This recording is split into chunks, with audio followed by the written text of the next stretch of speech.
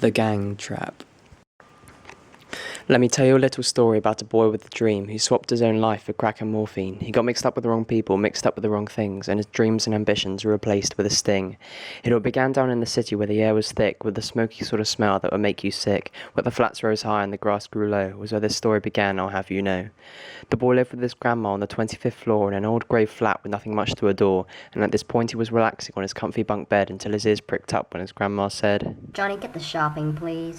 Now Johnny wasn't too pleased about this delegation after a hard day at school with much anticipation of a rested evening without any work, but now as our grandma had made him berserk. Nonetheless he had conceded with a steam of rage. He found the freedom of the open air and left his tiny cage with a slam of the door and a mighty uproar that showed he wasn't too pleased about the strain of his chore. So he paced across the city through the cold dark streets, breath blowing out his bitter face, thinned and drenched by sleet, until he arrived at his assigned location, the shop next to the petrol station, but it seemed that in his way was a big gang of quite some complication. He knew that he would not get past, even though he kindly asked, and instead the gang just glared at him and looked him up and down, cheered, leered, sneered and seared like they were the kings of town.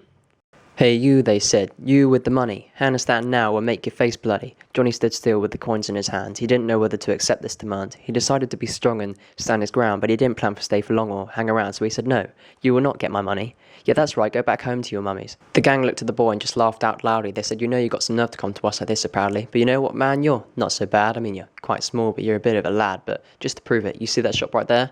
Go and steal some beer and come back if you dare." Johnny assessed his options. These guys had said he's cool. Did he want to have some fun for a change or just stand there and look a fool? Okay, he said, "I'll do it." The gang just smiled and chuckled to themselves. The beer is on the third aisle near the back on those tall shelves. Johnny walked past them and into the shop. He already regretted it, but no, he couldn't stop. A crate of beer was all he needed, and there it was in his sight, but with every step he made, he found it harder to resist his fright. He picked it up, shaking, looked around, quaking. He couldn't believe the situation he was undertaking, and with one last nervous glance at the door, Johnny ran and ran from the back of the store. Outside the shop was the gang still waiting, and Johnny strode towards them with the beer they were waiting, but suddenly the gang just ran off in a flash. They said, "Look, it's the shopkeeper, what are you waiting for, let's dash." And sure enough, there he was, all screaming and shouting, and at once Johnny took to his heels without doubting. He ran for his life, still holding beer above his head, trying to keep up with the gang who'd all fled. At last he caught up with them, coughing and wheezing, wondering whether they were thrilled or seething. Well, seething they weren't, for they smiled and said, "Looks like we got a recruit for Fred. Hey boy, how do you feel about joining our gang? The pay's real good if you don't get the hang. Fred's our boss, he's a real nice man, and he once killed a guy with just a tin can."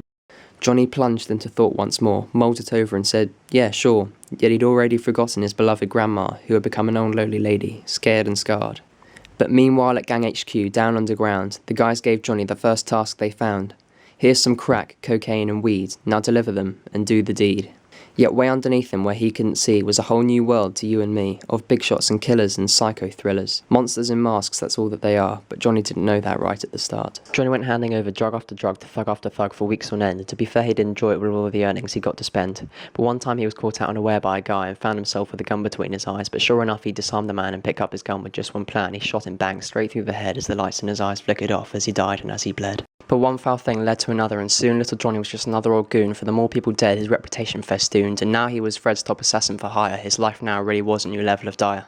But one day, after decades of hits, he told old Fred, "I'm calling it quits." Now Fred had expected this and wasn't surprised, but he said, "No, you're staying unless otherwise advised." It was now that Johnny realised his mistake that he made all those years ago and made him quake. He couldn't turn back, not now or ever. The gang was his life and killing would remain his primary endeavour. Soon he'd been hired for another hit, just like any other he had to get through with grit. He drove to the place on another dark night, but for some reason this one filled him with fright. Yet he shook it off and set up his gun, pointed it at his target, wide-eyed and stunned. Yet at the very last second he felt a hand on his arm and he was pulled away, much to his alarm. The police, oh no, he had been caught, and that was just where he was going next. Caught. They locked him up 20 years or more to pay for the deaths and bruises and sores that he inflicted on others, including children and mothers, all from one stupid path that he chose, made by one stupid boy with no common sense to say no or oppose. But it was there in prison, which brought sense to his mind, that he remembered his grandma, so affectionate and kind. He never brought her shopping on that dark cold night, but he thought to himself he must put his wrongs right. 20 years later he found himself free again in the world, but instead he went back to where it all unfurled, back to the shop for his grandmother's sake, to bring her shopping without making any mistake. He walked back to the flat where they both used to live, but now followed something he could never relive, the sight of an ambulance, all sirens blaring until it whizzed off into the distance and left poor Johnny staring. It was his grandma, he knew it. His grandma was dead. He sat on the pavement and many tears that he shed. For the life that was wasted, the life that went wrong, there was no place now where he deserved to belong.